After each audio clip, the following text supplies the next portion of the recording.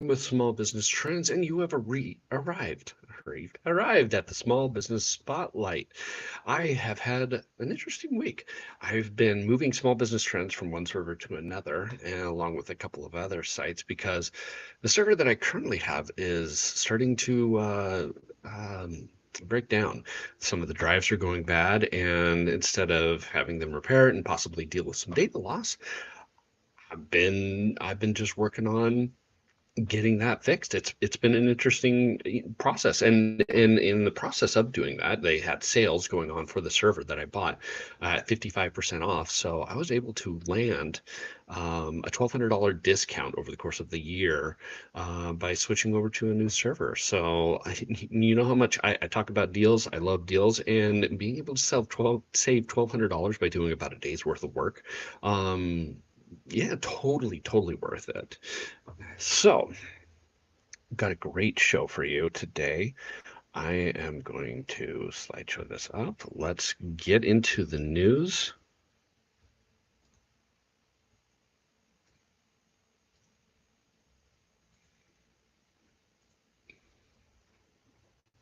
All right.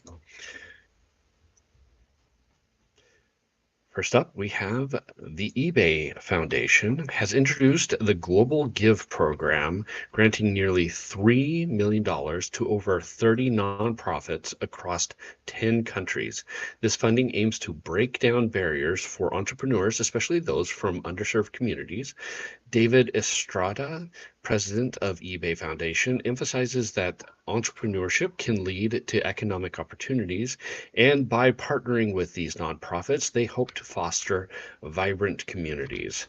The grant recipients include various organizations with tailored approaches. For instance, Micro Mentor connects entrepreneurs with mentors, improving their chances of success. Nearly 20,000 entrepreneurs have benefited, with many reporting increased revenue. Other recipients, Buzz Women, focuses on women in rural areas, providing mobile classrooms for practical training and empowering over 900,000 women to achieve financial stability.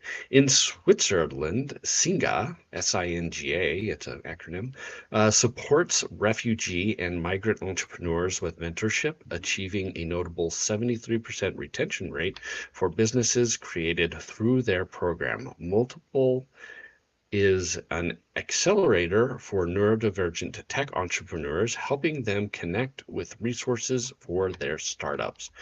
While these initiatives show great promise, small business owners interested in similar partnerships should carefully consider the challenges and commitment involved. Overall, eBay Foundation's Global Give program showcases the importance of inclusive entrepreneurship and providing valuable insights for small business owners looking to strengthen their community ties and enhance their operations. For more details, go ahead and visit the eBay Foundation news. Um, it's a really great program to be able to help entrepreneurs get up off of their feet, to be able to give back. And it's eBay. eBay runs off of entrepreneurs being able to come in and sell products. It's a great opportunity for them to be able to uh, foster the next generation of entrepreneurs. Now, most of these are probably not going to be selling on eBay, but I mean, entrepreneurs are the bread and butter. And so, yeah, giving back to entrepreneurs, I see it. I like it. Good on eBay. A recent survey by CNBC and SurveyMonkey highlights the employee attitudes toward artificial intelligence and its impact on jobs. Conducted in Q3 of 2026, the survey reveals that 62% of employees are optimistic about how AI can boost workplace productivity, suggesting that small business owners should use AI not just as a tech upgrade, but as a tool for growth. Small business operations can leverage this positive sentiment by adopting AI tools like customer relationship management systems and automated marketing solutions, which can streamline operations and free up time for strategic planning. The survey also indicates that 58% of employees believe AI can help with personal career growth, providing a way for small businesses to enhance employee development without extensive training resources. However, there are challenges. 45% of employees are worried about job loss issues due to AI, which can affect morale and retention. To combat this, business leaders should maintain open conversation about AI's roles in their work, focusing on how it can augment rather than replace human contributions. Business owners should also be aware of the costs associated with implementing AI, ensuring any financial investments align with long-term benefits. Additionally, privacy and ethical considerations around AI are crucial, emphasizing the need for strong data protection measures to maintain customer trust. Overall, with most employees viewing AI positively, small business owners have both a chance and a responsibility to engage with their team and strategically implement AI in a way that promotes a thriving workplace. So I love that there is kind of this open attitude towards AI within the workplace, and that, yeah, there's the possibility that it can take your job if your job is so easy to do, I guess, that AI could potentially take over it or basically be offloaded to another employee whose job is a little easier because of AI, and then it just kind of assimilates. That's never going to be a good thing. The when I look at AI and I look at productivity, I'm reminded about how computers were introduced, and there was all this talk and say about, oh, they're going to replace our jobs, they're going to replace our jobs. It just made you more productive.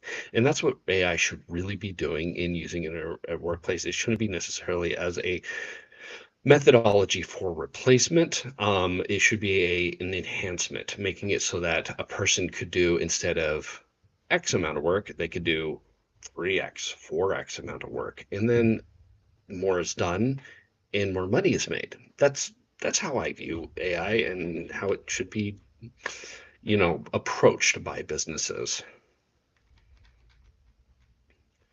All right. I gotta go down one. Mhm.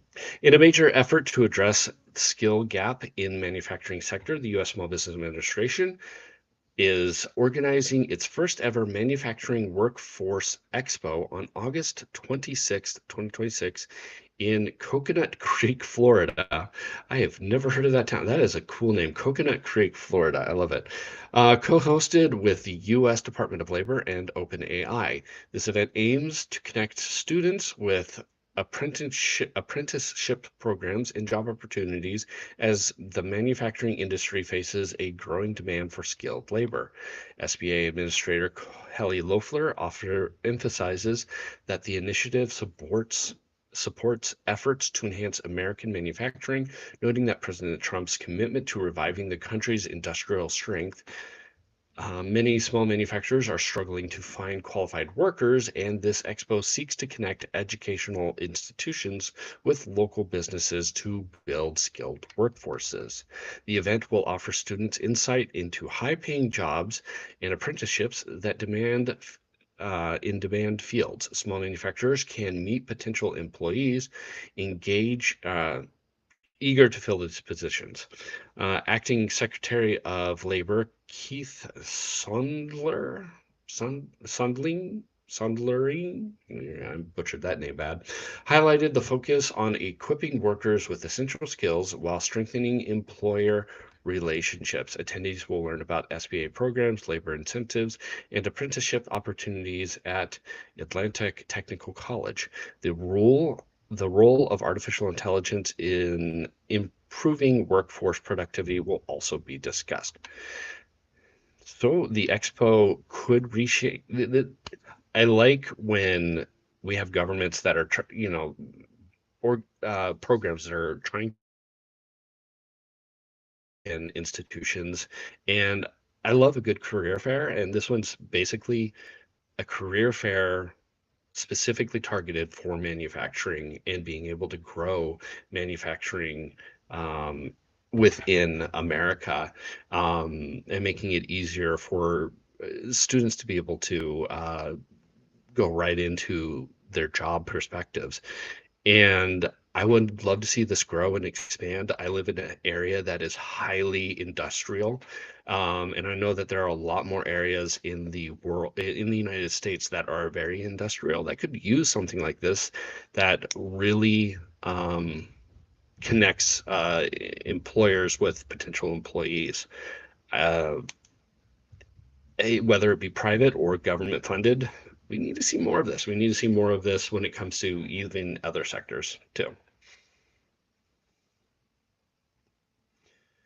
Oracle has teamed up with Quantium, Quantium, a leader in quantum computer, to integrate advanced quantum technology into Oracle Cloud infrastructure. The partnership opens the door for OCI customers to use Quantinium's, I'm going to say Quantinium's, Helios, considered the world's most accurate commercial quantum computer, offering businesses a powerful tool to tackle complex challenges more efficiently.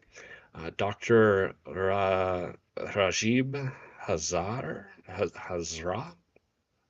Rajib Hazra, CEO of Quantinium, highlighted that this collaboration aims to create a unique environment for mixed workloads, allowing businesses to explore new opportunities and enhance their computing capabilities. Quantum computing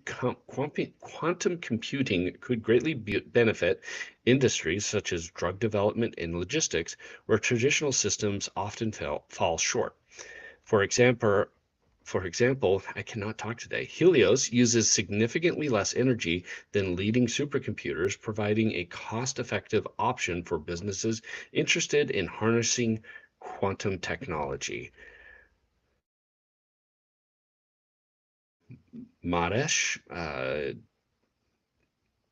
the executive VP of Cloud Infrastructure, emphasizes providing a straightforward pathway for developers to innovate using quantum technology alongside artificial intelligence and high performance capabilities. This move could accelerate project timelines and boost innovations without requiring hefty investments in specialized hardware. Now, quantum computer for a small business is probably a bit of ways, but it's something to still consider and to kind of keep your eye on. You don't want to drop the ball when it comes to quantum computing, because it could really become a really big innovation when it becomes commercially viable for smaller businesses. It's just right now it's more of a thing that you see that the big companies are going to be using, and even now they're probably not using it, but it'll be interesting to see what happens in the future with quantum computing.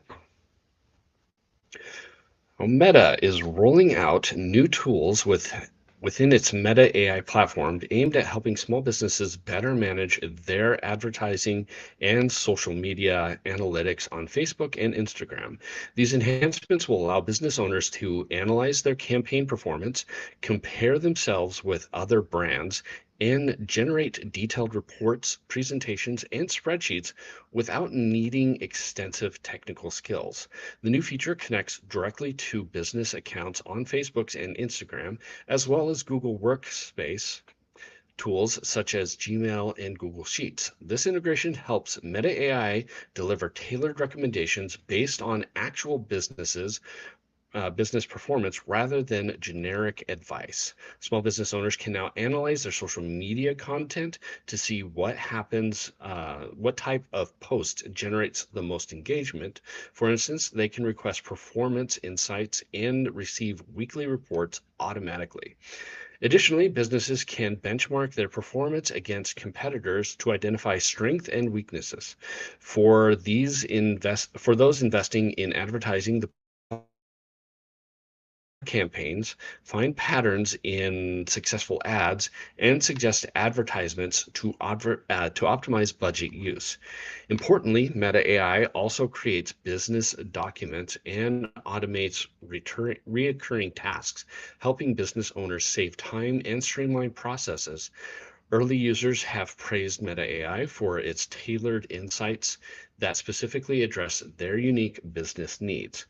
While these new tools are initially free, there may be subscription service. There may be a subscription service called Meta One for more extensive features in the future. Overall, these updates aim to provide small businesses with easy access to valuable insights without the need for a large data or marketing team. And that right there is, I love when these little things come out to really help the small business. Being able to kind of cut out a marketing team, it's really nice. And I'm not the best when it comes to marketing. I've tried running ads here and there, and I've generally not been successful. And one of the things that really kind of turns me off when it comes to Facebook is that it always seems like when I put money into Facebook, I get almost nothing out of it. And it feels like a giant waste of time, and I don't like that. So bringing in tools, bringing in AI, bringing in all of this initiative really helps sell being able to do marketing and doing it on your own. And so, yeah, I like it. All right, on to our deals for the week. First up, we have charging stations, battery backup systems. Woot has a really nice deal sale going on where you can get battery backup systems for a really good price. I use battery backup systems for my computers, for my internet. I have one specifically just for my internet so that if the power goes out, I actually still have internet. I still have Wi-Fi, and one of these little systems can actually bring in like can power your internet for a good long while. I've had a lot of fluctuations with powers in the past, and so it's really nice to be able to work on my laptop with the little battery life that I have, be on the internet, not have to use hotspot or something like that, to be able to get good internet during a power outage. So if you want, I'm going to have a link in the description. You'd be able to pick yourself up a battery backup system for a pretty good price. While we're at Woot, Woot also has big tools on sale. These are a variety of different tools. And the thing that I really like about this is that if you're considering a business, a side hustle or something like that, this right here is where you kind of want to start. They have a stump grinder for, oh man, I think it was like $750 or something like that. They have tree trim, tree limb chopper grinders for a good price, and you can get these.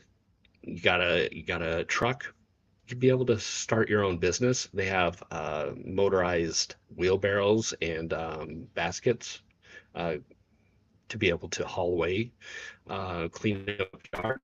This is a really good way to get into a business without fully committing to a huge business. Be able to buy a piece of equipment for around $1,000 or even just rent something out. You don't even have to be the one that's doing the stump grinding. You could rent it out for $100 and then you're able to be able to make a little passive money that way.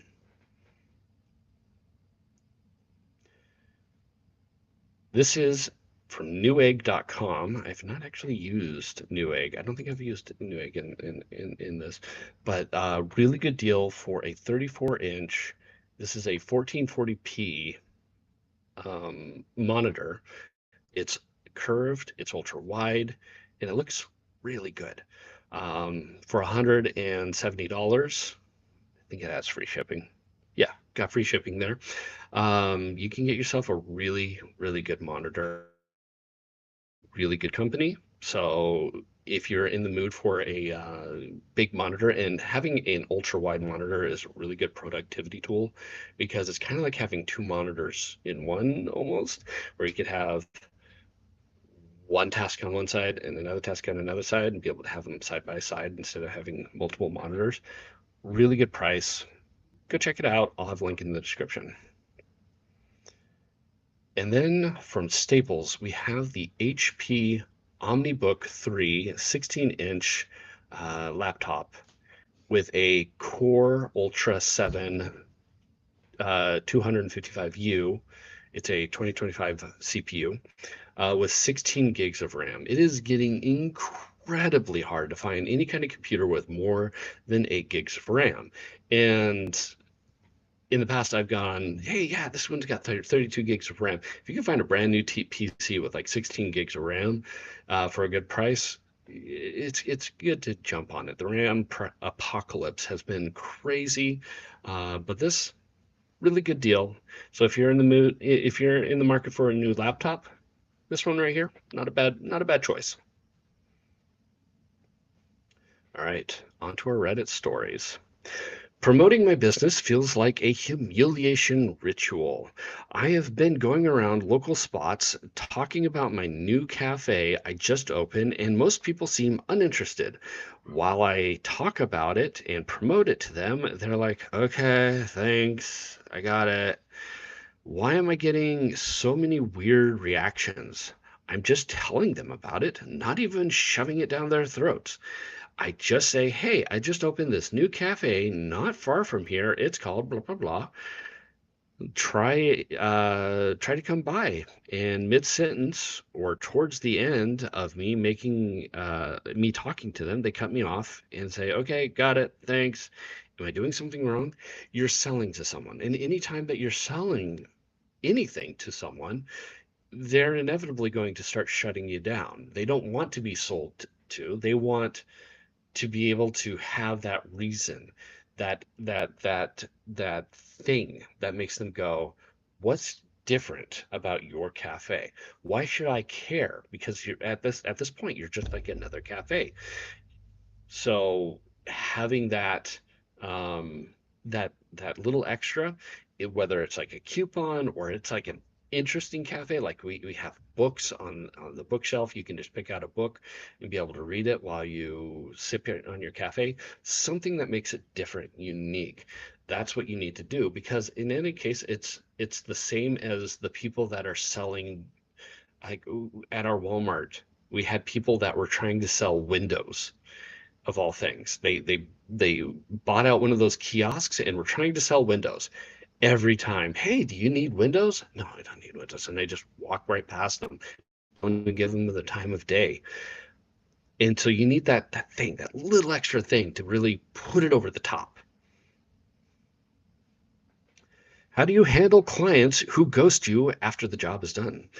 I run a small remodeling crew, just had an $8,500 invoice go 90 days past due. Client stopped replying to calls and text. I know small claims is an option, but it's a week of my life I don't have. What do you actually do when this happens? Do you send a formal demand letter? Use a collection agency? Just eat the loss? Also, do you use any software to text customers when their job is done? I'm spending way too much time on is it done yet call or yeah, is it done yet calls.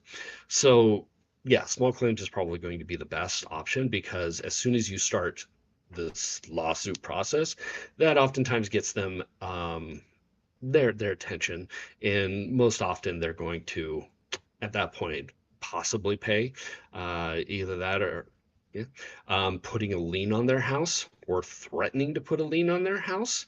It can take some time to be able to do, but it's definitely something that you can do that will actually get their attention real quick. When I looked at this, one person's like, go to their door and start knocking on their door, and that is an option that, might work. It might get the police called on you for harassment.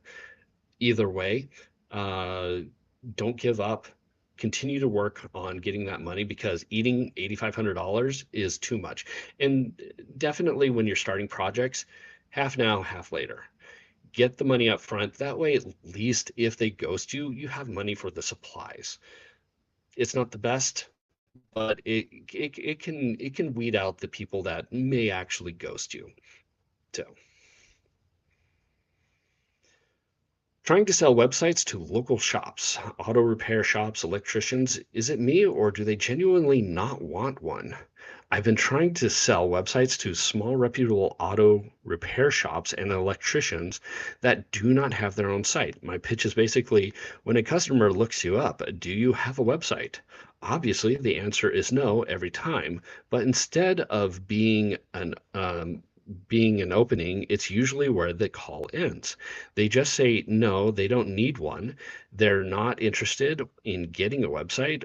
End of conversation. I keep wondering, is it actually my approach? That's the problem. A few things I can't rule out.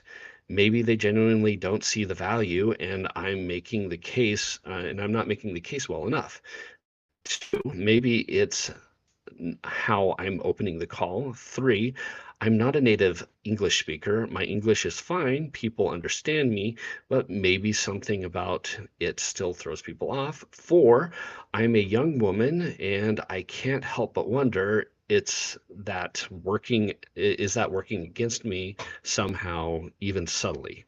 Genuinely asking, what does a good cold sale approach actually look like for something like this? Is my offer just weak? Is it just the pitch? So I've worked in a marketing company where we've made websites for people, and this was years ago when websites were very much a thing. The first and foremost thing, if a if a business has no need for it, if they are full up without a website, do they need a website? Possibly not. Um, Looking at what is available out there right now, there is your Google profile. That right there is possibly infinitely more important than a website because it will have your hours, it will have pictures, it will have reviews, it will have everything that a customer needs to be able to figure out whether or not they want to go with you. And your website is going to be more of a, hey, look how great I am, a kind of one-sided review, where the Google profile is going to be a lot more honest. And as long as they're maintaining that, that's usually going to be enough for people. So you got to give them something that the Google business doesn't have. And so coming in and saying, a website will tell them specifically what kind of products, services that they offer. So you go to an automotive repair, and it's like you want to make sure that your customer knows that you do AC work and you don't do transmissions.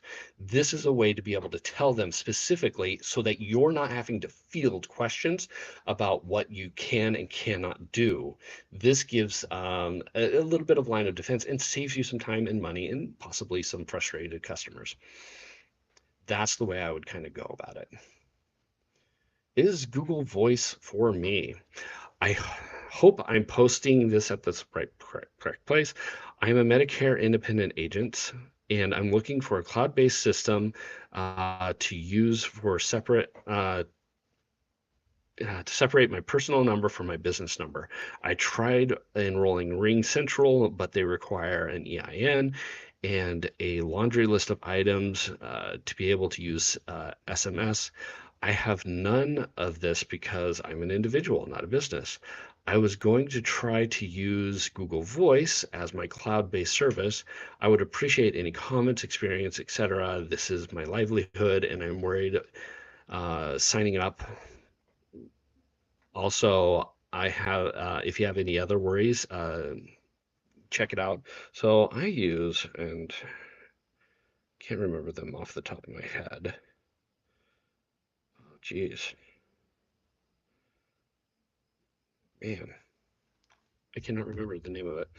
But the one thing that I say about Google Voice is that there's potentially issues with scammers using the phone number ahead of time. And that could be potentially a problem when it comes later down the line. Man, Should have looked it up. There are other services out there that are pretty cheap that have SMS services. And if I can remember the name of the program that I use, anyways, there are plenty of other services out there that use SMS service. And kind of over Google Voice because Google Voice, I know that I've used some of their numbers in the past and they've been used as scam numbers, and so they've been reported as scam numbers. People just cycle through Google numbers because it's so easy. So that would be my biggest concern with it. There are many other businesses options out there. I think even Zoho has options. I've used Nextiva, but more for just a phone number. They don't have SMS services. But yeah, there's far more options out there better than Google. Looking into buying a business. Hi there. I was recently looking to buy a stucco plaster construction company that's licensed. It's basically at the verge of bankruptcy with a decent amount of debt. The previous owner has about 50K in debt he took out as president of the company that I do not want any part of. I would be the new owner of the company by keeping it alive and taking over the monthly costs that the owner cannot afford. Some bankruptcy some back pay for the employees, paying back material houses, which are all totaling near 25,000. Um, is there any way I could take over this company and not have to worry about the debt? Uh, it, on good years, this business can do $1 to $3 million in revenue. I would love to know opinions on any advice on this. So before I get into my opinions, here's something here. As a business broker here, please be careful. Business sellers are on the brink of bankruptcy, can get desperate and to have say anything to have pick up a little bit of cash. A lawyer will help you find any of the debt and confirm that the assets are free and clear. They will pull UCC and court records, IRS transcripts, and interpret debt contracts. Warning, an asset sale isn't enough. Even if you pay the seller, a bank may still have legal claim on physical assets. That right there is important. So say just in what he is saying, say they pull out a loan on a truck and you're doing an asset buy. Well, there's still a loan on that truck. And if that loan doesn't get paid, the company can still buy that the loan company can still repossess that truck even if you've bought it through an asset buy. The loan company still has access to it. That's what he's saying there. My question is, why do you need to buy the business? Is there a way? It seems like you got a good amount of money. Why can't you just buy your own assets, your own equipment to be able to start your own stucco company, hire a guy and be able to just kind of take over the area where this guy is doing. Obviously, he's not going to possibly be around for a little bit, and it's going to probably be very hard for him to actually, especially if you, who is very interested in this, is actually kind of hesitant. I would look at actually just building your own stucco company from the ground up and working on kind of taking over his area. That way you don't have to actually buy his business. Hopefully it all works out. But that is all I have for you today. And look, my background has stayed on all day, so you don't get to see all the junk behind me. I'm really happy. Anyways, if you like this, give it a thumbs up. If you came across this naturally in the algorithm, consider hitting that thumbs up button or that subscribe button and following me for more small business content. And if at any point you disagreed with what I said, there's a comment section to let me know. Anyways, you have yourself a great week or weekend.